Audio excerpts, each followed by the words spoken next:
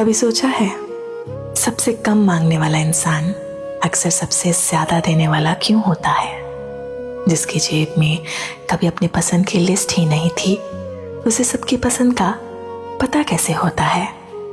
शायद इसलिए क्योंकि जिसने इंतजार बहुत किया हो वो किसी को इंतजार करते देख नहीं सकता। जो खुद प्यार को इतना तरसा हो वो प्यार जताने में कंजूसी नहीं करता। खुद के लिए भी वो फिर खुद से ही उम्मीद रखने लगता है। खुद के लिए भी वो खुद को ही सक्षम समझने लगता है। कोई हो तो बेहतर, कोई ना हो तो भी उसे कुछ कमी नहीं लगती।